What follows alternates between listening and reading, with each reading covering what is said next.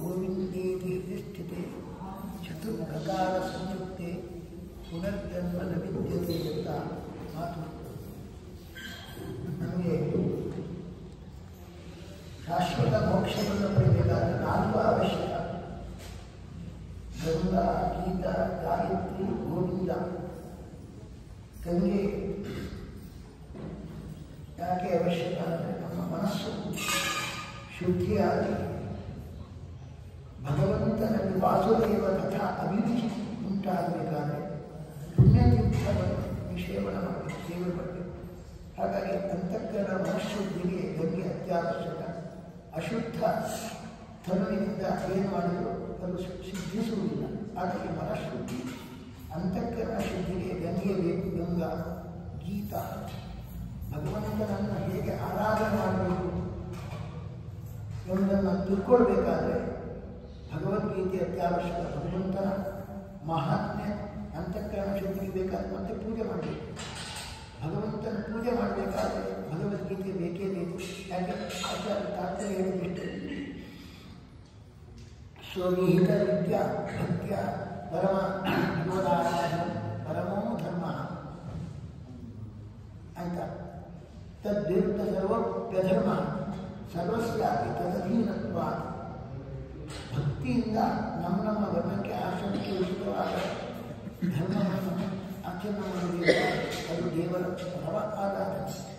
ಆದರೆ ಭಕ್ತಿಯಿಂದ ಭಗವಂತನ ಆರಾಧನೆ ಮಾಡಬೇಕಾದ್ರೆ ನಮ್ಮ ಅವರ ಆಶ್ರಮಕ್ಕೆ ಧರ್ಮಕೃಷ್ಣ ಏನು ಹೇಳಿದ್ದಾರೆ ಅದನ್ನು ಮಾಡಬೇಕು. ನಾವು ಭಕ್ತಿ ಬರಬೇಕು. ಭಕ್ತಿ ಬರಬೇಕಾದ್ರೆ ಭಗವಂತನ ಭಗವದ್ಗೀತೆಯಲ್ಲಿ ವಿಶ್ವರೂಪ ತೋರಿಸಿದರೆ ಯಾಕೆ ಬೇಕಿತ್ತು ದೇವರಿಗೆ ಇದ್ದಾಗ್ಬಿಟ್ಟೆ ಮಾಡ ಪ್ರಸಂಗ ಏನು? ಯುದ್ಧ ಮಾಡೋ ಪ್ರಸಂಗದಲ್ಲಿ ಹೋಗಿ ವೇದಾಂತ ಉಪದೇಶ ಮಾಡ್ತಾರೆ. ಯಾವಾಗ ಹಿಟ್ ಮಾಡ್ತಾರೆ ಇಂಥ ಸಂದರ್ಭದಲ್ಲಿ ಹೋಗಿ ಆ ಕೃಷ್ಣ ಎಲ್ಲ ತನ್ನ ಮಹಿಮೆಯ ವಿಶ್ವರೂಪ ಅದು ತೋರಿಸಿದಾಗ ಇದು ಅಗತ್ಯ ಇತ್ತ, ಕೆಲಸ ಮಾಡಿ ಮುಗಿತು ಅಂತ ಕೆಳಗೋಯಿತು. ಆಮೇಲೆ ಯಾವುದು ಮಾಡಿದೆ ಅದು ಯುದ್ಧ ಮಾಡಿದಾಗ ಪಾಪ ಬರುತ್ತೆ ಅಂತ ಭಾವ ಇದ್ದವರಿಗೆ ಪಾಪ ಬರುವುದಿಲ್ಲ, ನನ್ನ ಆರಾಧನೆ ಮಾಡು, ಭಕ್ತಿಯಿಂದ ಮಾಡು, ಪಾಪ ಬರೋದು ಅಂತ ಹೇಳಬೇಕಾಗಿದೆ. ಮನುಸ್ಮರ ಯುದ್ಧ, ನನ್ನನ್ನು ಭಕ್ತಿಪೂರ್ವಕವಾಗಿ ಸ್ಮರಣೆ ಮಾಡ್ತಾ ನನ್ನ ಆರಾಧನೆ ಅಂತ ಯುದ್ಧ ಮಾಡುವಂತೆ ಹೇಳ್ತಾರೆ. ಸತತ ಸರ್ವಕಾಲದಲ್ಲಿ ಕೂಡ ಅಗತ್ಯ ಬಂತು. ತಸ್ಮಾತ್ ಸರ್ವೇಶು ಕಾಲೇಶು ಏನು ಯುದ್ಧ ನಮ್ಮದೇ ಯುದ್ಧದ ಬೇರೆದೇ ಯುದ್ಧ ಆಯ್ತಾ. ಮನುಸ್ಮರ ಯುದ್ಧ ಯಾವಾಗ ಇದೇ ಮಾಡು ಅಂತ ಹೇಳಬೇಕಾದ್ರೆ ಭಕ್ತಿಪೂರ್ವಕವಾಗಿ ಸ್ಮರಣೆ ಮಾಡಿ ದೇವರ ಆರಾಧನೆ ಮಾಡಿದಾಗ ಯಾವುದೂ ಅನುಕೂಲ ನಮಗೆ ಅಂತ ಹೇಳಬೇಕಾದ್ರೆ ಭಕ್ತಿ ಬರಬೇಕಾದ್ರೆ ದೇವರ ಮಹಾತ್ಮೆ ಹೇಳಬೇಕು. ದೇವರು ತನ್ನ ಮಹಿಮೆಯನ್ನು ಹೇಳ್ಕೊಂಡಾಗ ವಿಶ್ವರೂಪ ನಾನು ನೋಡಬೇಕು ಅಂತ ಅವನಿಗೆ ಆಸೆ ಆಗಿದೆ, ತೋರ್ತಾ ಇದ್ದಾರೆ. ಏನಂತ ವಿಭೂತಿ ರೂಪವನ್ನು ಹೇಳಿದ ನಂತರ ವಿಭೂತಿ ರೂಪವನ್ನು ಹೇಳಿದ ಅವನಿಗೆ ನನಗೆ ತೃಪ್ತಿ ಇಲ್ಲ, ನನಗೆ ಇಂಟ್ರೆಸ್ಟ್ ಇದೆ ಅಂತ ಹೇಳ್ತಾನೆ. ಯಾಕೆ ಅವನಿಗೆ ಭಕ್ತಿ ಚೆನ್ನಾಗಿ ಉಳಿಸಬೇಕಾಗಿದೆ, ಬೇರೆಯವರು ಉಳಿಸಬೇಕಾಗಿದೆ, ಭಕ್ತಿ ದೇವರು ಎಷ್ಟು ಸ್ಥಾನದಲ್ಲಿ ಹೇಳ್ತಾ ಇನ್ನೂ ನನಗೆ ಹೇಳೋದು ಹೇಳಿದ. ಆಗ ವಿಭೂತಿ ಅಂತ ಹೇಳಿದ. ವಿಭೂತಿ ರೂಪ ಹೇಳಿದ ನನಗೆ ಯೋಗ್ಯತೆಯನ್ನು ನೋಡ್ಬೋದಾ, ಕಾಣಬೇಕಂತ ಆಗುತ್ತೆ. ಇವನೇನಾದರೂ ಹೇಳಿದಾಗ ತೋರಿಸ್ಲಿಲ್ಲ ಅಂದರೆ ಇದೆಲ್ಲ ಏನಂತ ಅರ್ಥ ಆಗುತ್ತೆ? ಶುರು ಮಾಡಿಲ್ಲ ಅಂದರೆ ಪ್ರತ್ಯಕ್ಷವಾಗಿ ಎಲ್ಲ ಹಚ್ಕೊಂಡಿದ್ದಾನೆ ಅಂತ ನಾವು ಬರಬಾರ್ದು. ಅದಕ್ಕೋಸ್ಕರ ಪ್ರತ್ಯಕ್ಷವಾಗಿ ತೋರಿಸಿದಾಗ ವಿಶ್ವಾಸ ಬಂತು. ನೋಡಿ ಅಷ್ಟು ಬ್ರೈನ್ ವಾಶ್ ದೇವರು ಎಷ್ಟು ಚೆನ್ನಾಗಿ ಬ್ರೈನ್ ವಾಶ್ ಮಾಡಿದ್ದಾನೆ ನೋಡಿ. ತಕ್ಷಣ ತಿತೋಸ್ಮಿ ಬರದಂತಹ ಕರಿಷ್ಯ ವಚನಂತವ ಅಂತ ಹೇಳಿ ಭಾಗವತದಲ್ಲಿ ಒಂದು ಮಾತು ಬರುತ್ತೆ. ಉಪದೇಶ ಖಂಡಿತ ಉಂಟು, ಅದುಂಟು. ಉಪದೇಶ ಹೊರಗಡೆಯಿಂದ ಒಂದಾಗಿದೆ, ಒಳಗಡೆಯಿಂದ ಒಂದಾಗಿದೆ ಅಂತ ಹೇಳ್ತದೆ. ಕಂಸವಿದ ಪ್ರಚೋದಿತ ಹೇಗೆ ಉಪದೇಶ ಅಷ್ಟೇ ಅಲ್ಲ, ಯೋಗ ಮಾಯಯ ಅಂತ ಇನ್ನೊಂದು ಸೇರ್ತಾರೆ ಭಾಗವತದಲ್ಲಿ. 18 ಬರುತ್ತೆ ಭಾಗವತದಲ್ಲಿ. ಯೋಗ ಮಾಯೆಯ ಪ್ರಭಾವವಿದೆ. ಯೋಗ ಮಾಯೆಯ ಪ್ರಭಾವ ಅಂದರೆ ದೇವರು ಹೊರಗಿನಿಂದ ಉಪದೇಶ ಕೊಟ್ಟಿದ್ದಾರೆ, ಹೊರಗಿನಿಂದ ಉಪದೇಶ ಆಗಿದೆ, ಎಫೆಕ್ಟ್ ಆಗಿದೆ, ಒಳಗಡೆಯಿಂದ ಏನಾಗಿದೆ ಯೋಗ ಮಾಯ. ಎಲ್ಲ ನಮಗೆ ನೋಡಿ ಅವರು ಅಷ್ಟು ಎಷ್ಟು ಶಕ್ತಿ ಯುದ್ಧ ಮಾಡಿದ್ದಾನೆ, ನಿವಾತ ಕೊಂದು ಬಂದಿದ್ದಾನೆ. ಈ ಭೀಷ್ಮ ದ್ರೋಣಾದಿಗಳು ಎದುರಿಸಿದ್ದಾನೆ. ಯಾವ ಸಂದರ್ಭ ಹೇಳಿದ್ರು? ಕುರುಕ್ಷೇತ್ರದಲ್ಲಿ ಗೋಕರ್ಣ ಕಾಲದಲ್ಲಿ ಇವರೆಲ್ಲ ಬಂದವರು. ಅಲ್ಲಿ ಏನಾದರೂ ಮಹಾಸ್ತಾವನಿಗೆ ಆಗಲಿ ಸರಿಯಾಗಿ ಮಾಡಿದ್ದ ಇಲ್ಲ, ಸರಿ ಹೊಡೆದ ಎಲ್ಲ ಮಾಡಿದ್ದಾರೆ. ಇಲ್ಲಿ ಮಾತ್ರ ಏನು ಮಾಡ್ತಾನೆ? ಯಾಕೆ ನಾನು ಬಂದು ಕೊಲ್ಲಿ ಅಂತ ಅಲ್ಲಿ ನೆನಪಾಗಿಲ್ವ? ಅಲ್ಲಿ ಕೌರವರೇ ಬಂದದಲ್ವ ವಿರಾಟದಲ್ಲಿ ಯಾಕೆ ಇದಾಯಿತು? ಯೋಗ ಮಾಯ ಸಮಾನ ಅವನು ಪ್ರಾರಬ್ಧ ಕರ್ಮ ಇದೆ ಅಂತ ಹೇಳ್ತಾರೆ. ಪ್ರಾರಬ್ಧ ಕರ್ಮ ಅರ್ಜುನನಿರುವಾಗ ಆ ಸಂದರ್ಭದಲ್ಲಿ ಒಂಚೂರು ಅದು ಅಪರೋಕ್ಷ ಜ್ಞಾನ ಮರೆಯಾಗಿ ಬರುತ್ತೆ, ಶುರುವಾಗುತ್ತೆ. ನಷ್ಟೋ ಸ್ಮೃತಿ ಲಭ್ಯ ಈಗ ಸ್ಮೃತಿ ಬಂತು ಅಂತ ಹೇಳ್ತಾರೆ. ಸ್ಮರಣೆ ಇದ್ರೆ ತಾನೇ ಬಂತದ್ದು ಹೇಳೋದು, ಅನುಭವ ಆಗಿದೆ. ಈಗ ಸ್ಮೃತಿ ಲಭ್ಯ ಅಂತ ಶಾಸ್ತ್ರದಲ್ಲಿ ಹೇಳಿದ್ರಲ್ಲ, ಈಗ ಸ್ಮರಣೆ ಬರ್ತಾ ಇದೆ ನನಗೆ, ಯಾವುದು ನಿಷಿದ್ಧ ಯಾವುದು ವಿಹಿತ ಸ್ಮರಣೆ ಬರ್ತದೆ ಅಂತ ಹೇಳಿ ಮೊದಲು ಅನುಭವ ಬಂದಿದೆ. ಅನುಭವ ಬಂದರೆ ಸ್ಮೃತಿ ಲಭ್ಯ ಈಗ ಸ್ಮರಣೆ ಬರುತ್ತೆ ಅಂತ ಹೇಳಿ ಬರುತ್ತೆ. ಅದನ್ನು ದಡ್ಡನೇನಲ್ಲ. ಆ ಸಂದರ್ಭದಲ್ಲಿ ಏನಾಗಿದೆ? ಯೋಗ ಮಾನ್ಯ ಸಮಾವತ ಅಂದರೆ ಆಚಾರ್ಯ ಹೇಳ್ತಾರೆ, ಯೋಗ ಅಂದರೆ ಭಗವಂತನ ಸಾಮರ್ಥ್ಯ, ಮಾಯ ಅಂದರೆ ಅವಳು ದೇವಿ ಲಕ್ಷ್ಮೀ ದೇವಿ, ಇವರಿಬ್ಬರು ಒಟ್ಟುಕೊಂಡು ಭಗವಂತನ ಸಾಮರ್ಥ್ಯ ಲಕ್ಷ್ಮಿ ಪ್ರಭಾವ, ಇದೆರಡು ಒಟ್ಟು ಮನುಷ್ಯನಿಗೆ ಎಲ್ಲ ಏನು ತೋಚಿದೆ, ಏನೇನು ತೋಚಿದೆ ನಾಶ ಆಗಲಿಲ್ಲ ಅವರಿಗಾಗದ ಅವಹಾನ ನಷ್ಟ. ಯಾಕಂತ ಹೇಳ್ತಾರೆ ಧರ್ಮ ಸಮೂಲ ದೇವ ಇಂದ್ರದೇವರ ಅವತಾರ, ನನಗೆ ಧರ್ಮ ಯಾವುದು ಅಧರ್ಮ ಯಾವುದು ಗೊತ್ತಾಗ್ತದೆ ಅಂತ ಹೇಳ್ತಾ ಇದ್ದಾರೆ. ಏನರ್ಥ? ಅಲ್ಲಿ ಆ ಸಂದರ್ಭದಲ್ಲಿ ಭಗವಂತನ ಸಾಮರ್ಥ್ಯ ವಿಶೇಷ ಮತ್ತು ದೇವಿ ಎಂದ ಆ ಸಂದರ್ಭದಲ್ಲಿ ದೇವರನ್ನು ಆವರಿಸಿದ. ಆಗ ಎಲ್ಲ ಬಂದಾಯ್ತು, ಏನು ಗೊತ್ತಾಗಿಲ್ಲ. ಈಗ ಯೋಗಮಾಯ ಬರ್ತದೆ, ಮುಚ್ಚಿಬಿಟ್ಟು ಬರುತ್ತೆ, ತೆಗೆಲಿಕ್ಕೂ ಬರುತ್ತೆ, ಎರಡು ಮಾಡ್ತಾನೆ, ಮುಚ್ಚಿಬಿಡ್ತಾನೆ, ಜ್ಞಾನ ಬರುವಂತೆ ಮಾಡಿಬಿಡ್ತಾನೆ. ಈಗ ನೋಡಿ ಸ್ಪಷ್ಟವಾಗಿ ಯೋಗ ಮಾಯಿಂದ ಭಗವಂತ ಅವನಿಗೆ ಪ್ರಚೋದನೆ ಕೊಟ್ಟ. ಯೋಗ ಅಂದರೆ ಮತ್ತು ಅದೇ ಅರ್ಥ, ತನ್ನ ಅಚಿಂತ್ಯತ್ವದ ಶಕ್ತಿಯಿಂದ ಮತ್ತು ದೇವಿಯನ್ನು ಮಾಧ್ಯಮವಾಗಿ ಇಟ್ಕೊಂಡು ಈ ಎಲ್ಲ ಆವರಣ ದೂರ ಸರಿಸಿ ಸ್ಥಿತೋಸ್ತಿ ಗತ ಸಂದೇಹ ಕರಿಷ್ಯೆ ವಚನ ತಿಳ್ಕೊಳ್ಬೇಕಾದ ಅಂಶ ಅಂದರೆ ಇಷ್ಟೇ. ಹೊರಗಿನದ್ದು ಉಪದೇಶ, ಯೋಗ್ಯತೆ ವಿನಾಶ ಅಂದರೆ ಹೊರಗಿನ ಉಪದೇಶ, ಒಳಗಡೆ ಭಗವಂತ ಪ್ರೇರಣೆ ಮಾಡ್ತಾನೆ, ಎಫೆಕ್ಟ್ ಆಗುತ್ತೆ. ಅಯೋಗ್ಯರಿಗೆ ಆದರೆ ದುರ್ಯೋಧನ ಅಂತ ಅಂದರೆ ಒಳಗೆ ವರ್ಕೌಟ್ ಆಗಲ್ಲ, ಹೊರಗೆ ವರ್ಕೌಟ್ ಆಗಲ್ಲ. ಕಾರಣ ಏನಂದರೆ ದೇವಿ ಅವನ ಚಿತ್ತ ನಿಗ್ರಹ ಮಾಡಿದ ದುರ್ಯೋಧನಿಗೆ ತಾನು ಹೇಳಿದ ಕೇಳಲಿಕ್ಕೆ ಅರ್ಧ ರಾಜ್ಯ ಪರಿಶ್ರಮ ಮಾಡಲಿಕ್ಕೆ ಸಾಮರ್ಥ್ಯ ಇತ್ತಂತ ದೇವರಿಗೆ. ಆದರೂ ಕೂಡ ಅವನ ಅಯೋಗ್ಯ ಕೆಲಸ ಮಾಡಬೇಕು, ನಾನು ಹೇಳಿದಾಗ ಕೇಳಬೇಕು, ನನ್ನ ಮಾತನ್ನು ಮೀರಬೇಕು, ಮಣ್ಣು ಮುಟ್ಟಿ ಸಾಯಬೇಕು, ಅದು ಗತಿ ಹೋಗಬೇಕು. ಅದು ಯೋಗ್ಯತೆ ಆಗಿದೆ ಅಂತ ಹೇಳ್ತಾ ಇದ್ದಾರೆ ಆಚಾರ್ಯ. ಅವನು ದುರ್ಯೋಧನ ಚಿತ್ರ ನಿಗ್ರಹ ಮಾಡಲಿಕ್ಕೆ ಶಕ್ತಿ ಇತ್ತಂತ ಪರಮಾತ್ಮನಿಗೆ, ತಾನು ಹೇಳಿದಾಗ ಕೇಳಲಿಕ್ಕೆ ಅವಕಾಶ ಇತ್ತು. ಆದರೆ ಅವನು ಅಯೋಗ್ಯನಿಗೆ ಕೆಟ್ಟ ಕೆಲಸವೇ ಆಗಬೇಕು ಅಂತ. ಹಾಗಾಗಿ ಇಲ್ಲೆಲ್ಲ ಏನಂದರೆ ಉಪದೇಶ ಎಷ್ಟು ಭಾಗ ಇದು ಒಳಗಡೆ ಯೋಗ ಮಾಯವನ್ನು ಕೂಡ ಕೆಲಸ ಮಾಡಿದೆ ಅಂತ 17 ಭಾಗವತಲ್ಲಿ ಬರ್ತದೆ ಈ ವಿಷಯ.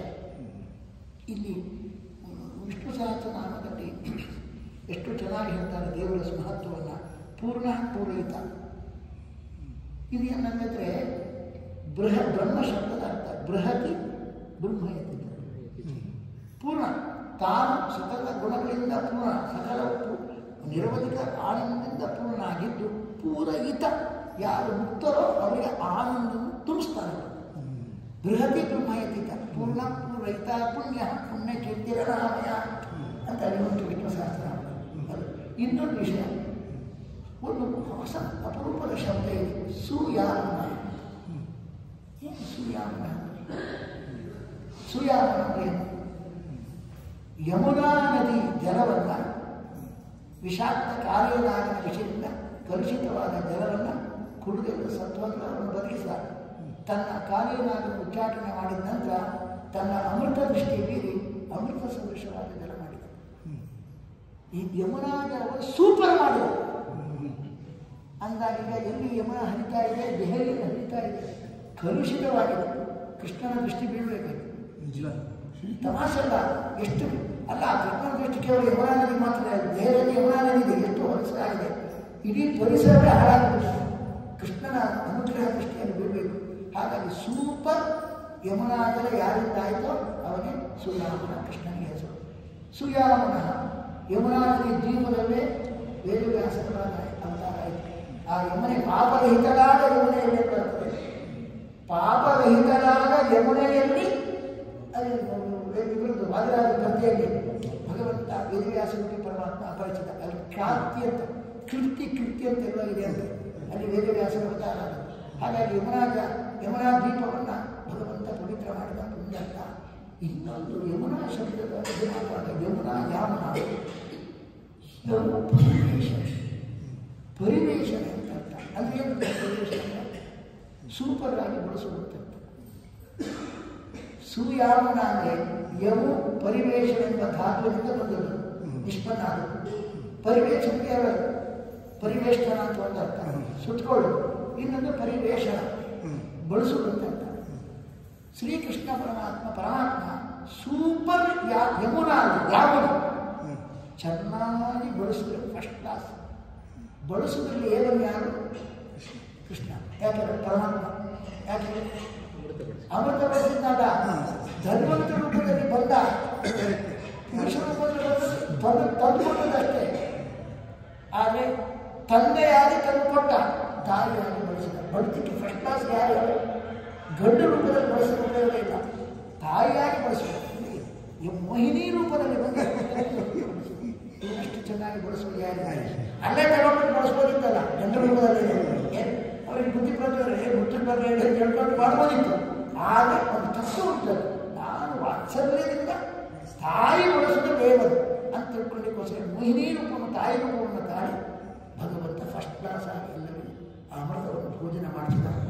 ಎಲ್ಲ ಭಕ್ತರಿಗೂ, ದೇವತೆಗಳು ಮಾತ್ರ ಅಮೃತ ಭೋಜನ ಮಾಡಿಸಿದ ಎಲ್ಲ ಭಕ್ತರಿಗೂ ಕೂಡ ಆನಂದ ಅಮೃತವನ್ನು ನಿತ್ಯದಲ್ಲಿ ಮೋಕ್ಷದಲ್ಲಿ ತಾಯಿಯಂತೆ ಬಳಸುವುದು ಯಾರು? ಪರಮಾತ್ಮನಿಗೆ ಸೂರ್ಯಾಮನ. ಈ ಭಗವದ್ಗೀತೆಯಲ್ಲಿ 9ನೇ ಅಧ್ಯಾಯದಲ್ಲಿ ಮತ್ತೆ ಪರಮ ರಹಸ್ಯ ನಾನೇನು ಹೇಳ್ತೇನೆ ಅಂತ ಕೊನೆಗೆ 18ನೇ ಅಧ್ಯಾಯದಲ್ಲಿ ಬಂದಿದೆ. 2 ಸರ್ತಿ ಡಬಲ್ ಸರ್ತಿ ಬಂದಿದೆ.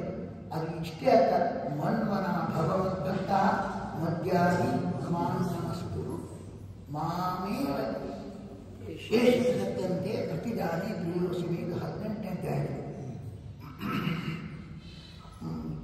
ಮಾನೇವ ಏನು ಮುಂತಾತ್ಮಾನು ಮಾನೇವ ಯಶಸ್ಸಂತ. ಎರಡು ಕಡೆ ಉತ್ತರಾರ್ಥ ಸ್ವಲ್ಪ ಮತ್ಪರಾಯಣ. ಮಾನೇವ ಮುಕ್ತ ಆತ್ಮಾನು ಮತ್ಪರಾಯಣ ಅಂತ ಮಾತು ಬರುತ್ತೆ.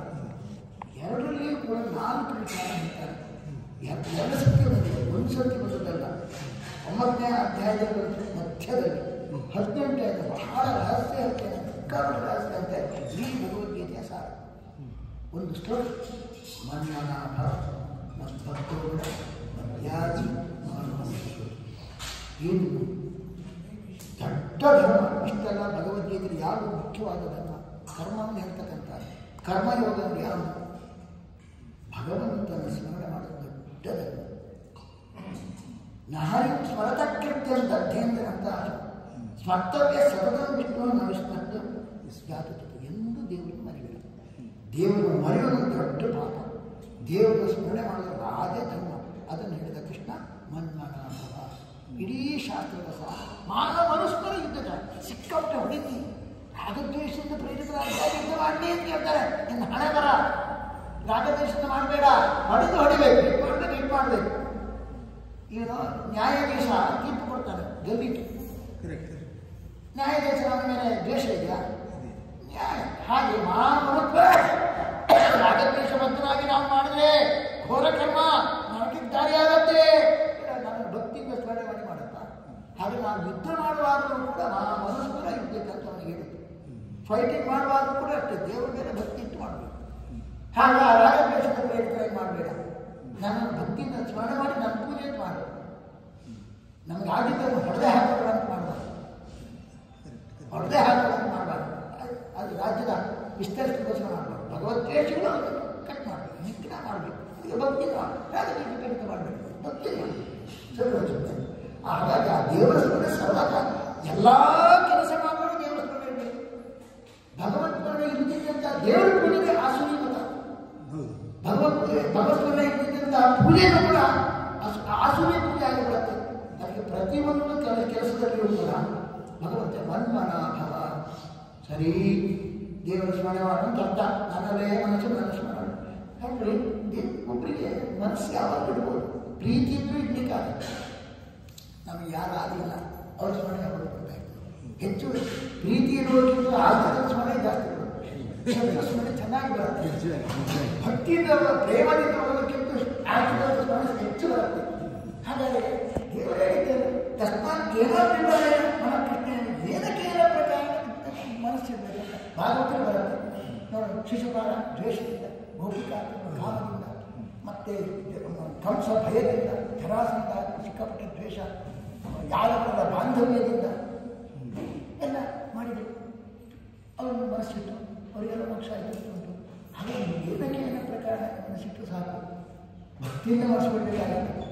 ದ್ವೇಷದಿಂದ ಮಾಡಿದ್ರು ಆಗತ್ತೆ ಅಂತ ಹೇಳ್ತಾ ಕೃಷ್ಣ ಇತ್ತರ ಕೊಡ್ತಾನೆ.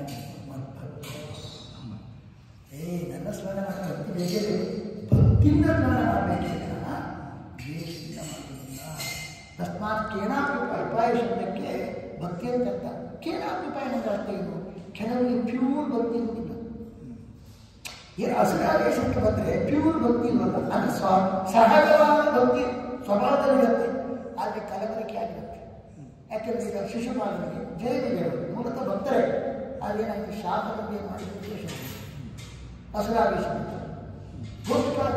ಭಕ್ತರೇ ಸ್ವಲ್ಪ ಕಾಮ ಮಿಶ್ರಿತವಾದ ಭಕ್ತಿ ಅದು ಇರುತ್ತೆ, ಮಿಕ್ಸಿಡ್ ಆಗಿರುತ್ತೆ. ವಸ್ತು ಶುದ್ಧ ಭಕ್ತಿ ಸ್ವಭಾವದ ಇರಬೇಕು. ಎಲ್ಲಾದರೂ ಶಾಪ ಕೊಟ್ಟು ತನ್ನ ಭಕ್ತರಿಗೆ, ಸಹಜವಾದ ಭಕ್ತರಿಗೆ ಕ್ರೋಧ ಬರ್ಬೋದು, ಬಾಂಧವ್ಯ ಬರ್ಬೋದು, ಆ ಮಿಶ್ರಣ ಆಗ್ಬೋದು, ಪರವಾಗಿಲ್ಲ. ಭಕ್ತಿ ಚೆನ್ನಾಗಿ ಮೂಲತಃ ಭಕ್ತಿದ್ದು ಅಸುರಾವೇಶದಲ್ಲಿ ಏನಾದರೂ ತೊಂದರೆ ಕಲುಷಿತವಾದರೂ ಕೂಡ ದೇವರು ಏನು ಮಾಡ್ತಾನೆಂದರೆ ನಿಮ್ಮ ಸಹಜ ಭಕ್ತಿಗೆ ಮೆಚ್ಚಿಕೊಟ್ಟು ಕಲಬರಿಕೆ ಆದರೂ ಕೂಡ ಅದು ಸ್ವಾಭಾವಿಕ ಅಲ್ಲ, ಅದು ಅಸುರಾವೇಶದಿಂದ ಬಂದಂದ ಅದನ್ನು ಬಿಟ್ಬಿಟ್ಟು ಭಕ್ತಿ ಸ್ವಭಾವದ ಇದ್ದರೆ ಸಾಕು ಮೋಕ್ಷ ಕೊಡ್ತಾನೆ ಅಂತ ಹೇಳೋದಿಲ್ಲ. ಅದು ಬಹಳ ಚೆನ್ನಾಗಿ ಭಾವನೆ ಹೇಳ್ತಾರೆ. ಎಷ್ಟು ಚೆನ್ನಾಗಿ ಹೇಳ್ತಾರೆ ಅಂದರೆ ಅಲ್ಲಿ ಆ ಊಟನೆ ಅನ್ನೋರು ಆಲ್ಕೋ ಹಾಲಿನಂತೆ ಇರ್ತಕ್ಕಂಥ ಹಾಲು ಕುಡಿಸಿ ಪ್ಯೂರ್ ಅಲ್ಲ, ಕಾಲಕೂಟ ವಿಷಯದಿಂದ ಕಲುಷಿತ, ಇದೊಂದು ಕಲುಷಿತವಾದ ಹಾಲು ಕೊಟ್ಟವಳೇ ಏನಾಗಿಬಿಟ್ಟು ಮೋಕ್ಷವನ್ನು ಪಡೆದು, ಇನ್ನು ಪ್ಯೂರ್ ನಂದಿನಿ ಹಾಲು ಕೊಟ್ಟಿರ್ತಕ್ಕಂತಹ ಅದು ಹಾಗೆ ಬರ್ತದೆ. ಹಸುಗಳು ತಾಯಿಗಳು ಮೋಕ್ಷ ಕೊಡ್ತಾರೆ ಅಂತಕ್ಕಂಥದ್ದು ಅದರ ಅರ್ಥ ಏನು? ಹಾಗೆ ಹಾಲಾದ ಕೊಟ್ಟರು ಕೂಡ ಮೋಕ್ಷ ಆಗುತ್ತಂತ ಅರ್ಥಲ್ಲ. ಅಲ್ಲಿ ಗೀತಾ ನೋಡಿದ್ದಾಳೆ, ಉರ್ವಶಿದ್ದಾಳೆ ನಾಟಕೆಯಲ್ಲಿ, ಇವರ ಪೂತನೆಯಲ್ಲಿ. ಅವರು ಅಸುರಾವೇಶದಿಂದ ಬುದ್ಧಿಗೆಟ್ಟು ಇದು ಮಾಡಿದ್ದಾರೆ ಅವರ ಪ್ರಭಾವದಿಂದ, ತಾಟಕೆಯ ಪ್ರಭಾವದಿಂದ, ಪೂತನ ದೇಹದಲ್ಲಿ ಅವಳೇ ಮೋಕ್ಷವನ್ನು ಹೊಂದಿದ್ದು. ಕಲಬೆರಕೆ ಆಗಿಬಿಟ್ಟವಳೆ, ದ್ವೇಷವು ಕಲಬೆರಕೆ ಆಗಿತ್ತು ಅವಳಲ್ಲಿ. ಆಗ ದೇವರು ಏನು ಮಾಡಿದ ಅಲ್ಲ ಸಹಜ ಭಕ್ತಿ ಮೆಟ್ಟು ಅಸುರಾವೇಶವನ್ನು ಮಾಡಿದ. ಆ ಪೂತನೆ ಪ್ರಭಾವ, ತಾಟಕೆಯ ಪ್ರಭಾವವನ್ನು ಮಾಡಿದ್ದನ್ನು ಯಾರು ಲೆಕ್ಕ ತಗೊಳ್ಳೇನೆ ಪರಮ ಕರುಣಾಮಯನಾಗಿ ಭಗವಂತ ಅನುಗ್ರಹ ಮಾಡಿದಂಥ ಅಭಿಪ್ರಾಯ. ಹಾಗಾಗಿ ಇಲ್ಲಿ ಭಕ್ತಿಯಿಂದಲೇ ನಾವು ದೇವರ ಸ್ಮರಣೆ ಮಾಡಬೇಕು. ಅದು ಯಾರ ದ್ವೇಷ ಆಗಿ ಹಿಡ್ಕೊಂಡು ದ್ವೇಷದಿಂದ ಮಾಡಬಾರ್ದು ಅಂತ ಹೇಳಿಕೋಸ್ಕರ ಭಕ್ತೋಭವ ಇನ್ನೊಂದು ಬರುತ್ತೆ. ಈ ಮದ್ಭಕ್ತೋಭವ ನಮಗೆ ಅನ್ನ ಮದ್ಭಕ್ತೋಭವ ಅಂತ. ಮದ್ಭಕ್ತೋಭವ ದೇವರಿಗೆ ಮನಸ್ಸು ಬರಬೇಕಾದ್ರೆ ಏನು ಮಾಡಬೇಕು? ದೇವರಿಗೆ ನಿವೇದಿತವಾದ ಸಂಸ್ಕೃತದಲ್ಲಿ ಭಕ್ತ ಅಂದರೆ ಅಂತೂ ಅರ್ಥ ಇದೆ. ನನಗೆ ನಿವೇದಿತವಾದ ಅನ್ನವನ್ನು ಊಟ ಮಾಡು, ನನಗೆ ನಿವೇದಿತವಾದ ಅನ್ನ ಊಟ ಮಾಡಿದ್ರೆ ನನ್ನಲ್ಲಿ ಮನಸ್ಸು ಬರುತ್ತೆ ಅಂತ ಅರ್ಥ. ಅದೊಂದು ಅರ್ಥ. ಮತ್ತೆ ಮದ್ಭಕ್ತೋಭವ, ನನಗೆ ಯಾವ ಇಷ್ಟವೋ ಆ ಅನ್ನ ಗಟ್ಟಿ ಇಟ್ಕೊ. ನನ್ನಲ್ಲಿ ಮನಸ್ಸು ಬರಬೇಕಾದ್ರೆ ಎರಡರ್ಥ. ಹೊರಗಡೆಯಿಂದ ನನಗೆ ನಿವೇದಿತ ಅನ್ನನ್ನು ಊಟ ಮಾಡಬೇಕು, ಮತ್ತು ನನಗೆ ಯಾವುದು ತರ್ಪಕವೋ ಅದು ನೀನು ಆಶೆ, ನನ್ನನ್ನವನ್ನು ನೀನು ಆಶ್ರಯಿಸಿದರೆ ನಿನಗೆ ನನ್ನಲ್ಲಿ ಮನಸ್ಸು ಬರುತ್ತೆ. ಏನು ದೇವರಿಗೆ ಅನ್ನ ಯಾವ ಬೃಹತಿ ಸಹಸ್ರ ಅನ್ನ, ಬೃಹತಿ ಸಹಸ್ರದ 1000 ರೂಪ ಹೇಳುತ್ತೆ. 1000 ರೂಪದ ವಿಷ್ಣು ಸಹಸ್ರ ಅದು ದೇವರಿಗೆ ಅನ್ನ. ವೈಶ್ವಾಮಿತ್ರಂ ತದನಂತರಾತ್ಮಕ ಮತ, ವಿಶ್ವಾಮಿತ್ರ ವಿಷ್ಣು ಕಂಡಿರ್ತ ದೇವರಿಗೆ ಅರ್ಪಣೆ ಮಾಡಿದ ಅನ್ನ ಅಂದರೆ ಅದಂತೆ. ದೊಡ್ಡವರಿಗೆ ಹೊಟ್ಟೆ ತುಂಬಕ್ಕೆ ಆಹಾರ ಹಾಕೋದಲ್ಲ, ಅವರಿಗೆ ತರ್ಪಕ ಅಂದರೆ ಸ್ತೋತ್ರವೇ ತರ್ಪಕ. ಹಾಗಾಗಿ ವಿಷ್ಣು ಸಹಸ್ರನಾಮ, ಬೃಹತಿ ಸಹಸ್ರದ 1000 ವಿಷ್ಣು ಸಹಸ್ರನಾಮ, 1000 ರೂಪಗಳು, ಅದು ಗಟ್ಟಿ ಇಟ್ಕೊ. ಆ ಅನ್ನ ನೀನು ಗಟ್ಟಿ ಇಟ್ಕೊಳ್ಬೇಕು. ನನಗೆ ಅದನ್ನೇ ನಿವೇದನೆ ಮಾಡೋದು. ಅದರಿಂದ ಭಗವಂತನ ಗುಣ, ನನ್ನ ಗುಣಗಳನ್ನ ಹೇಳ್ತಾ ಇದೆ. ಆ ಗುಣ ಅನುಸಂಧಾನ ಅದನ್ನು ನನ್ನಲ್ಲೇ ಮನಸ್ಸು ಬರುತ್ತೆ. ಅದು ಒಂದು ಅರ್ಥ. ಮನ್ಮನಾಭೋ ಮದ್ಭಕ್ತ. ಸರಿ, ಭಕ್ತಿಪೂರ್ವಕವಾಗಿ ದೇವರಿಗೆ ಮನಸ್ಸಿರಬೇಕಂತಾದರೆ ನಾವೇನು ಮಾಡಬೇಕು? ಪೂರ್ವಭಾವಿಯಾಗಿ ಮಧ್ಯಾಗಿ ನನ್ನ ಪೂಜೆ ಮಾಡಿದ್ರೆ ಸ್ವಕರ್ಮಾಣ ಸಂಪ್ಯತ್ಯ ಸಿದ್ಧಂ ವಿಂದತಿ ಮಾನವ. ನಮ್ಮ ವರ್ಣಾಶ್ರಮೋಚಿತವಾದ ಕರ್ಮದಿಂದ ದೇವರನ್ನು ಆರಾಧನೆ ಮಾಡೋದೇನುಂಟು ಅದು ಅದು ಮಾಡಬೇಕಾದ ಕಾರ್ಯ. ಮತ್ತೇನು ಮಾಡಬೇಕು? ನಾನು ನಮಸ್ಕಾರ ಪ್ರತಿಯೊಬ್ಬರು ಮಾಡ್ಬೋದು ದೇವರಿಗೆ ನಮಸ್ಕಾರ. ಯಾವುದೇ ಸಂದರ್ಭ ಮಾಡ್ಬೋದು ದೇವರಿಗೆ ನಮಸ್ಕಾರ. ಈ ಸಂದರ್ಭ ಸಂಧ್ಯಾ ವಂದನೆ ಕಾರಣವಿದೆ. ವರ್ಣ ಇಂಥವರು ತಿಳುವಳಿಕೆ ಮಾತ್ರ ಮಾಡಬೇಕಾಗಿದೆ. ಸರ್ವಸ್ವ ಧರ್ಮ ಯಾವುದು? ನಮಸ್ಕಾರ. ಯಾವುದೇ ಪರಿಸ್ಥಿತಿಯಲ್ಲಿ ನಮಸ್ಕಾರ ಮಾಡ್ಬೋದು ದೇವರಿಗೆ. ಗೊತ್ತಾಯ್ತಾ? ಅದಕ್ಕೆ ದೇವರು ಹೇಳಿದ್ದಾರೆ ಯಾವ ಸಂದರ್ಭದಲ್ಲಿ ನಮಸ್ಕಾರ ಮಾಡ್ಬೋದು. ಗೋಪಿಕಾಸ್ತ್ರೀಯರು ಏನಾಗಿದ್ದರು? ನಗ್ನಾವಸ್ಥೆಯಲ್ಲಿ ನಮಸ್ಕಾರ ಮಾಡಿ ಅಂತ ಹೇಳಿದ್ದಾರೆ. ಆಗುತ್ತೆ. ಸಂಧ್ಯಾ ಮಾತ್ರ ನಗ್ನಾವಸ್ಥೆಯಲ್ಲಿ ಮಾಡಬಾರ್ದು. ಪ್ರತಿಯೊಬ್ಬರು ನಮಸ್ಕಾರ ಮಾಡಲೇಬೇಕು. ಸರ್ವಸ್ವ ಧರ್ಮ ದೇವರಿಗೆ ಹರಿಪ್ರವಣತ್ವವೇ ಸರ್ವಸ್ವ ಧರ್ಮ. ಮನೆಗೆ ಹೇಳಿದ ನನಗೆ ತಲೆಬಾಗಿದೆ, ನನ್ನ ಅಧೀನ ನನಗೆ ತಲೆಬಾಗಿದೆ ಅಂತ. ಅದೊಂದು ಅರ್ಥ. ಯಾವಾಗಲೂ ಹೆಚ್ಚು ಕೆಟ್ಟ ಕೆಲಸಕ್ಕೆ ಹೋಗಬಾರ್ದಲ್ಲ ಮನಸ್ಸು. ಏನು ಮಾಡಬೇಕು? ಕಲಿಯುವುದಕ್ಕೆ ಕಂಡು ಕಂಡಲ್ಲಿ ಹೋಗುತ್ತೆ. ಕಲಿಯುವುದಕ್ಕೆ ಹಾಳಾಗಲಿಕ್ಕೆ ಬೇಕಾದಷ್ಟು ಮಾಧ್ಯಮಗಳಿದೆ. ಒಳ್ಳೆಯದಾಗಲಿ ಒಂದೇ ಮಾಧ್ಯಮ. ಏನು ಮಾಡಬೇಕು? ಕೃಷ್ಣ ಹೇಳಿದ್ದೇನೆ ನನಗೆ ನಮಸ್ಕಾರ ಮಾಡ್ತಾ ಇರೋದು ಅಷ್ಟು ಒಂದು ಅರ್ಥ ಅಲ್ಲ. ಹೇತೀರ್ಥರು ಹೇಳ್ತಾರೆ ನಮಸ್ಕಾರ ಮಾಡೋದ್ರೆ ದೇವರಲ್ಲಿ ಮನಸ್ಸನ್ನು ಹರಿಸುವುದು ನೃತ್ಯ ಎಂಬುದು ಶಾಸ್ತ್ರ ಚಿಂತನ ಮಾಡುವುದು. ಜಿಜ್ಞಾಸಾಪಿತ ಮನೋವೃತ್ತೇಹಿ ಭಗವದ್ ಪ್ರಣವತಾಹಿ ವಂದನ ನಾಮ. ನಮ್ಮ ಮನಸ್ಸು ದೇವರಲ್ಲಿ ಹರಿಬೇಕು, ಅದೇ ವಂದನೆ. ಭಗವಂತನ ವಿಚಾರ ಮಾಡ್ತಾ ಇರುವಾಗ ಏನಾಗುತ್ತೆ? ದೇವರ ಮನಸ್ಸೆಲ್ಲಿ ಹೋಗುತ್ತೆ? ಜಪ ಮಾಡಿದಾಗ ಮನಸ್ಸು ಎಲ್ಲರೂ ಹೋಗುತ್ತೆ. ಶಾಸ್ತ್ರ ಚಿಂತನೆ ಮಾಡುವಾಗ ಶ್ರವಣ ಮಾಡುವಾಗ ಮಾತ್ರ ಆ ಜಪ ಮಾಡೋದಕ್ಕಿಂತ ಆಸೆ. ಜಪದಲ್ಲಿ ಎಲ್ಲರೂ ಹೋಗುತ್ತೆ, ಪೂಜೆಯಲ್ಲಿ ಎಲ್ಲರೂ ಹೋಗುತ್ತೆ. ಒಂದು ನಾಳೆ ಇನ್ನೊಬ್ಬರಿಗೆ ಪ್ರವಚನ ಮಾಡುವಾಗ ಅಥವಾ ಕೇಳುವಾಗ ಏನಾಗುತ್ತೆ? ಈ ಜಿಜ್ಞಾಸ ಮಾಡುವಾಗ ದೇವರಲ್ಲಿ ಮನಸ್ಸು ಹೋಗುತ್ತೆ. ಹಾಗಾಗಿ ದೇವರು ಮನೆಗೆ ಹೇಳುತ್ತೇನೆಂದರೆ ನೀನು ಏನು ಮಾಡಿದ್ರೆ ನೀನು ಕೆಟ್ಟ ಕೆಟ್ಟ ಮನಸ್ಸುಗಳಿಗೆ ಹೋಗುತ್ತೆ. ನಮ್ಮ ಸುಳ್ಳು ನನ್ನ ವಿಚಾರ ಮಾಡ್ತಾ ಕೂತ್ಕೊಂಡು ಒಂದು ಅರ್ಥ. ಅದು ಒಂದು ಅರ್ಥ. ಇದು ಬಹಳ 4 ವಿಚಾರಗಳು ತುಂಬ ಶ್ರೇಷ್ಠವಾಗಿರ್ತಕ್ಕಂಥದ್ದು. ದೇವರನ್ನು ಚಿಂತನೆ ಮಾಡ್ತಾ ದೇವರ ವಿಚಾರ ಮಾಡ್ತಾ ಇರುವುದು, ನಮ್ಮ ವರ್ಣಕರ್ಷಣವಾದ ಕರ್ಮ ಮಾಡ್ತಾ ಇರುವುದು, ದೇವರಿಗೆ ನಿವೇದಿತವಾದ ಅನ್ನ ಊಟ ಮಾಡುವಾಗ ವೈಶ್ವಕರ್ಮ ಎಲ್ಲ ಮಾಡಬೇಕಂತ ಅರ್ಥ. ನಿಷೇಧ ತಿನ್ನಬಾರ್ದಂತೆ ಅರ್ಥ. ಯಾಕಂದರೆ ಒಂದು ತಿಂದ ಆಹಾರ ಅಂಶ ಇದು ಹೋಗುತ್ತೆ, ಮನಸ್ಸಿಗೆ ಹೋಗುತ್ತೆ, ಅದು ಎಫೆಕ್ಟ್ ಆಗುತ್ತೆ. ಸುಮ್ಮನೆ ಎಲ್ಲ ಊಟ ಎಫೆಕ್ಟ್ ಮಾಡಂತಾರೆ, ಸಿಕ್ಕಿದಲ್ಲಿ ತಿಂತಾರೆ. ಮನುಷ್ಯನಿಗೆ ಆಹಾರ ವಿಷಯದಲ್ಲಿ ತಲೆ ಕೆಡಿಸ್ಕೊಂಡಲ್ಲ, ಎಲ್ಲಿ ಬೇಕಾದ್ರೂ ತಿಂತಾರೆ. ಅಯ್ಯೋ ಬಹಳ ಎಫೆಕ್ಟು ಎಲ್ಲೊಂದು ಮನಸ್ಸು ಮೇಲೆ ಪರಿಣಾಮ ಆಗುತ್ತೆ. ಅದು ನಮ್ಮ ತಿಂದ ಆಹಾರ ಸರಿಯಾಗಿದ್ದಂತೆ ಅದಕ್ಕೆ ದೇವರು ಹೇಳ್ತಾರೆ ನನಗೆ ನಿವೇದಿತವಾದ ಅನ್ನ ಊಟ. ದೇವರಿಗೆ ನಿವೇದಿತ ಅನ್ನ ಊಟ ಮಾಡಬೇಕಂದ್ರೆ ಪಾನಿಪುರಿ ಎಲ್ಲ ನೈವೇದ್ಯ ಮಾಡಲಿಕ್ಕೆ ಬರುತ್ತಾ? ಇಲ್ಲ ತಾನೇ? ಶುದ್ಧವಾದದ್ದೇ ಮಾಡಬೇಕು. ಅದೇ ಅರ್ಥ. ಆಹಾರ ಶುದ್ಧಿ ಇಟ್ಕೊಳ್ಳಿ, ಭಕ್ತಿ ಇಟ್ಕೊಳ್ಳಿ, ಶಸ್ತ್ರಾಸ್ತ್ರ ನಂತರ ಮಾಡಿ, ಭಗವದಾರಾಧನೆ ಕರ್ಮ ಮಾಡು, ನನ್ನನ್ನೇ ನೀನು ಹೊಂದಿ, ಏನು ಅದನ್ನು ಸಂಶಯ ಪಡಬೇಡ ಅಂತ ಕೃಷ್ಣ ಹೇಳ್ತಾರೆ. ಕೊನೆಗೆ ಏನು ಹೇಳಿದ್ದು ಕೃಷ್ಣ? ಪ್ರತಿಯೊಂದು ಕರ್ಮವನ್ನು ಮಾಡುವಾಗ ನೀರು ಇಟ್ಕೊಳ್ಬೇಕು, ನಿರ್ಜಲ ಕರ್ಮ ಮಾಡ್ತೀವಿ, ಸಜಲ ಕರ್ಮ ಮಾಡಲಿ. ನಿರ್ಜಲ ಉಪವಾಸ ಮಾತ್ರ ಮಾಡಬೇಕು, ಕರ್ಮ ಮಾತ್ರ ಸಜಲ ಕರ್ಮ ಮಾಡಬೇಕು. ಹೇಗೆ? ಸರ್ವಧರ್ಮಾನ್ ಪರಿತ್ಯಜ್ಯ ಮಾ. ಸರ್ವ ಅಂದರೆ ವಿಷ್ಣು, ಸರ್ವ ಶಿವಸ್ಥಾನ, ಪೂರ್ಣನಾದ ಭಗವಂತ. ಅವನ ಧರ್ಮ ಅಂದರೆ ಭಾಗವತ ಧರ್ಮ. ಸರ್ವಧರ್ಮಾನ್ ಪರಿತ್ಯಜ್ಯ ಮಾ, ನಿಷೇಧ ಆಗ್ತದೆ. ಸರ್ವಧರ್ಮಾನ್ ಪರಿತ್ಯಜ್ಯ ಬಿಡಬೇಡ. ಸರ್ವ ಶಿವಸ್ಥಾನ, ಸರ್ವ ಪ್ರಸಪ್ತಾತ್ಮ ಪ್ರಕಟೋ ಪೂರ್ಣೋತ್ತಮ, ಎಲ್ಲ ಬಲವನ್ನು ಕೊಡುವನು, ಸರ್ವಾಭಿಷ್ಟ ಬಲಪ್ರದ ಸರ್ವ. ಅವರ ಧರ್ಮ ಭಾಗವತ ಧರ್ಮ, ಅದನ್ನು ಪರಿತ್ಯಜ್ಯ ಮಾ. ಗಟ್ಟಿರ್ಕೋ ಭಾಗವತ ಧರ್ಮ. ಏನು ಮಾಡು? ನನಗೋಸ್ಕರ ಮೇಕಂ ಶರಣದ, ನನಗೋಸ್ಕರ ಕಮ್ಮನ್ನು ನೀರು, ನನಗೋಸ್ಕರ ನೀರು ಇಟ್ಕೊಳ್ತಾರೆ. ಅದು ಶರಣನಿಗೆ ರಕ್ಷಕ.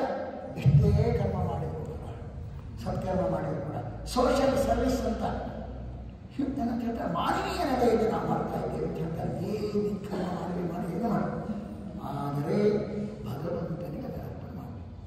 ಎಷ್ಟೇ ಸಮಾಜಕ್ಕೆ ಸೇವೆ ಮಾಡಿದ್ರು, ಆಧ್ಯಾತ್ಮ ಸೇವೆ ಮಾಡಿದ್ರು ಕೂಡ ಕೃಷ್ಣಾರ್ಪಣ ಬುದ್ಧಿಯಿಂದ ಭಗವಂತನಿಗೆ ಅರ್ಪಣೆ ಮಾಡಲಿಲ್ಲ ಅಂದರೆ ನಾಚಾದ್ಯ ಕರ್ಮ ಯದಪ್ಯ ಕಾರಣ ನೈಷ್ಕರ್ಮ ಅಚ್ಯುತ ಭಾವ ಅಶೋಭತೆ ಕುತಪ್ಪನ ಶಾಶ್ವತ ಅಭದ್ರಕಾರಣ. ಏನು ಬೇಕಾದ್ರೆ ಮಾಡು. ಲಯನ್ಸ್ ಕ್ಲಬ್, ಯಾವ ಕ್ಲಬ್ ನನಗೆ ಗೊತ್ತಿಲ್ಲ.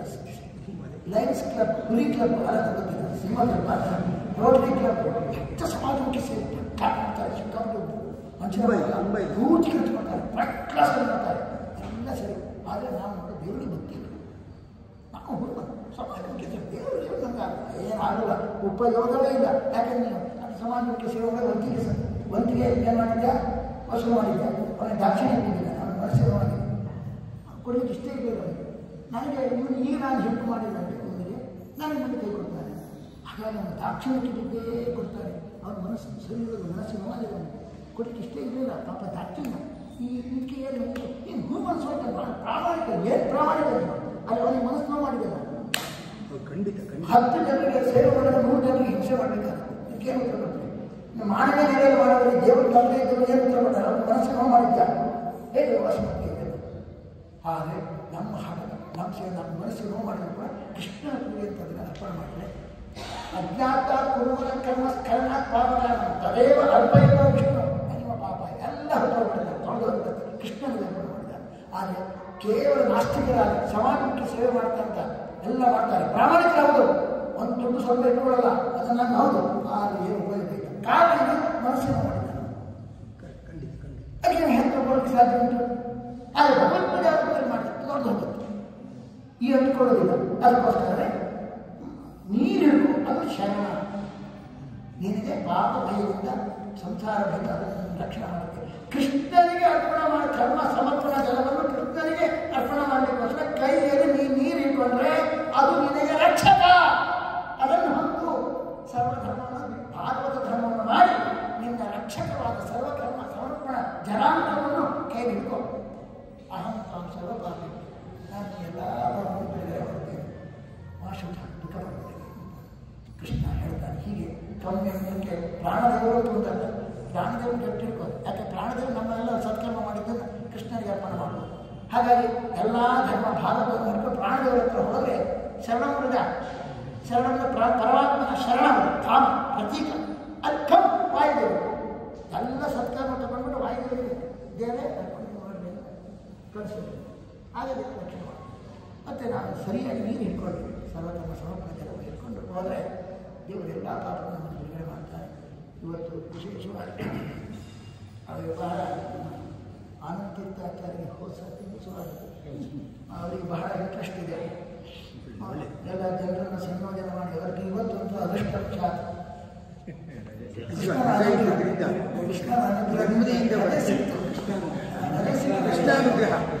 ಸಿಕ್ಕಿದ್ದಾಗಿ ಜನ ಇದಾಯಿತು. ಮತ್ತು ಇಲ್ಲಿ ಏನಕ್ಕೇನ ಪ್ರಕಾರದ ರಜೆ ಸಿಗ್ತದೆ.